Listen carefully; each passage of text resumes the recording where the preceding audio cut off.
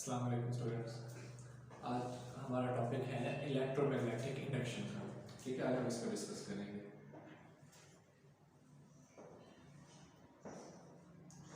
Electromagnetic induction. ठीक है, इससे पहले हमने चीज़ें पढ़ी हुई हैं कुछ, तो वो आपके दिमाग में होनी चाहिए।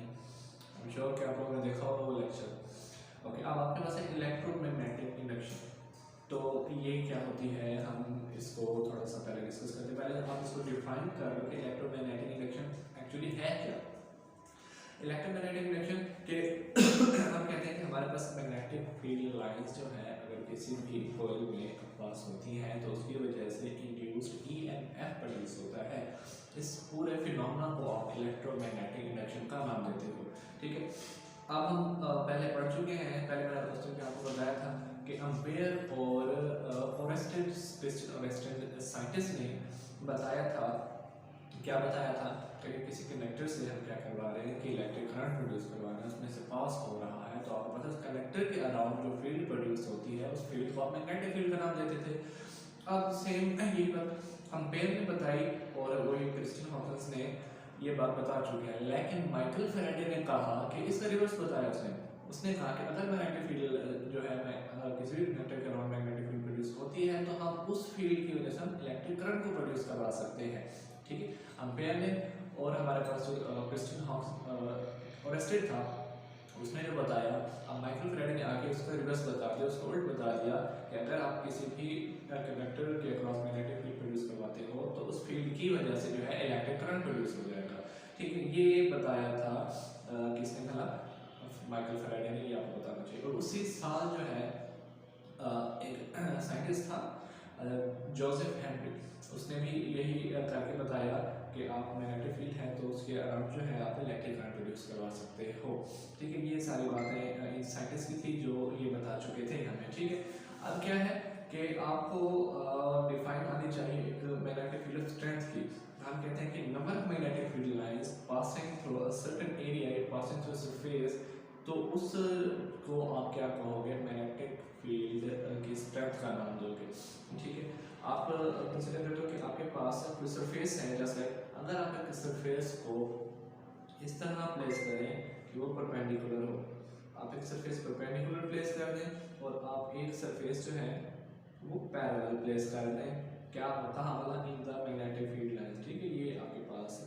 तो आप देखोगे, आपने क्या देखना है, यहाँ पे आपको नजर आ रहा है कि अगर जो सरफेस हमने क्या किया, जो कोई आपने यहाँ पे हमसे कह देते हैं कि आपने परपेंडिकुलर प्लेस की, उसमें मैग्नेटिक फील्ड लाइंस जो है वो ज़्यादा गुजर रही हैं और जो पैरेलल है उसमें मैग्नेटिक फील्ड लाइंस कम गुजर रही हैं।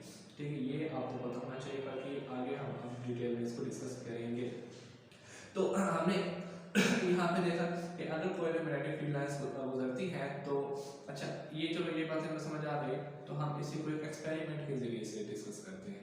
एक्सपेरिमेंट के आपके पास कोई कोयल है, जैसे लाइक ये आपके पास कोयल है और ये हमने कहा कि हमारे पास एक मैग्नेट है, इसका नॉर्थ पोल है, ये इसका साउथ पोल है। अब इस मैग्नेट को हम इस कोयल के करीब लेके जाते हैं तो आप देखेंगे कि आपके पास जो मैग्नेटिक फील्ड लाइंस हैं वो इस कोयल के अराउंड पास होंगी।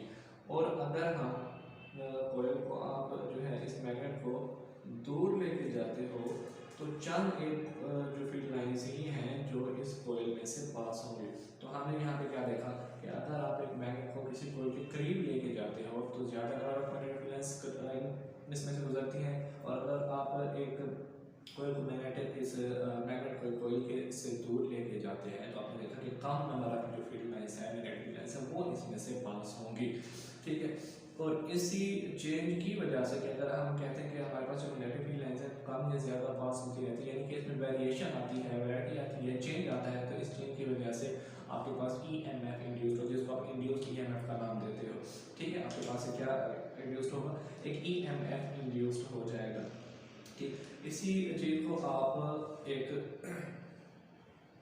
एक्सपेरिमेंट के जरिए करके देखें कि हमारे पास एक एक्सपेरिमेंट गिवन है और उस एक्सपेरिमेंट के जरिए हम इस फील्ड को करके देखते हैं कि ऐसे होता है या ऐसे नहीं होता। ठीक है, अब हम यहाँ पे देखते हैं। आपने क्या कहना है कि आप एक गैल्वेनोमीटर कंसीडर कर लो, ये आपके पास फर्ज करें कोई भी गैल्वेनोमीटर है हम कहते हैं, ठीक है, और एक वायर ले और उसी एक वायर आप लेके इस गैल्वेनोमीटर के साथ तो इस मीटर के साथ आप अटैच कर दें, ठीक है। ये आपके पास क्या हो जाएगा गैल्वेनोमीटर, इसकी सुई हम देखते हैं क्या होती है। अब क्या है कि हमारे पास आपने मैग्नेट लिया हुआ है, ये आपके पास मैग्नेट है, ठीक, इसकी एक साइड नॉर्थ है, एक साइड आपको पता है आपको साउथ है। मैग्नेटिक फील्ड लाइन जो हमारे पास साउथ से नॉर्थ की तरफ जाती है, हम ये पहले पढ़ चुके हैं, ठीक ऐसे।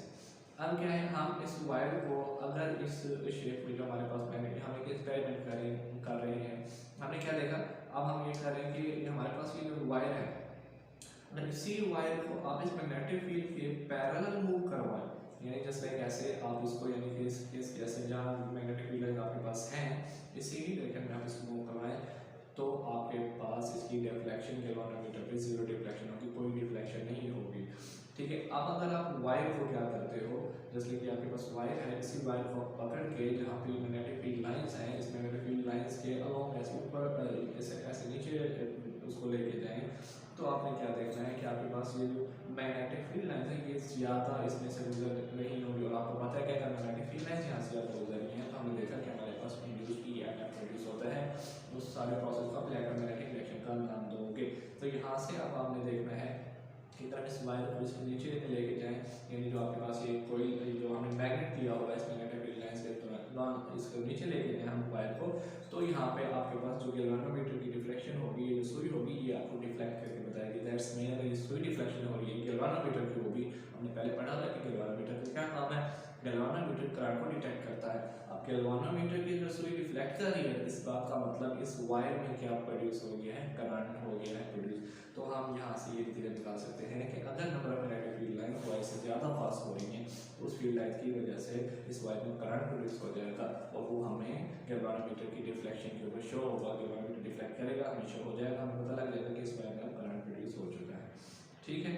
ये बातें आपने यहाँ से याद रखनी है। ये एक लॉन्ग क्वेश्चन है, आपको आना चाहिए कि इलेक्ट्रोमैग्नेटिक इंडक्शन क्या है। अब एक और भी इसी तरह से एग्जांपल है, आप उसकी एग्जांपल ले सकते हो कि अगर आप क्या करते हो, एक सोलेनॉइड ले लेते हो, और आपने पढ़ा हुआ कि सोलेनॉइड क्या है, पिछले लेक्चर में हमने डिस्कस किया है सोलेनॉइड को, उसकी सोलेनॉइड के बारे में कि सोलेनॉइड क्या चीज़ है। अब आप देखते हो कि अगर आप सोलेनॉइड लेते हो सेम प्रोसीजर में कि हमारे पास क्या है, ये एक सोलेनॉइड है और ये इसी के साथ ही आपने गैल्वेनोमीटर अटैच कर दिया, ठीक है। यहाँ पे कोई गैल्वेनोमीटर, यहाँ से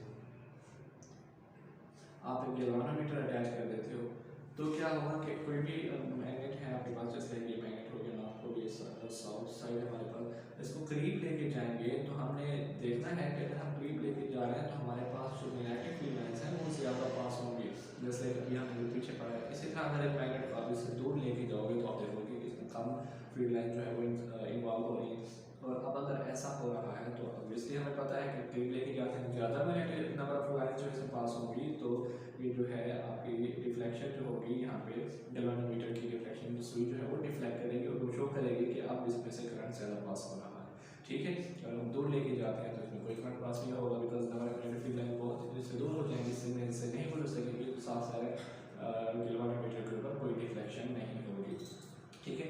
और लास्ट में एक शॉर्ट सवाल भी आता है कि ये इन फैक्टर्स के ऊपर डिपेंड कर रहा है, और वो फैक्टर्स भी आपने यहाँ पे बताने हैं। दो फैक्टर्स हैं कि नंबर ऑफ टर्न्स, इसको ऐसे चक्रों की तादाद, और इसमें जो मैग्नेटिक फील्ड लाइंस प्रोड्यूस हो रही हैं इसकी तादाद, ठीक है। ये शॉर्ट सवाल और पूरा एक लॉन्ग जो इलेक्ट्रोमैग्नेटिक इंडक्शन के बारे में हमें पढ़ा है, ये आप लोग पढ़िएगा इंशाल्लाह। नेक्स्ट लेक्चर में हाजिर होंगे। अल्लाह हाफ़िज़।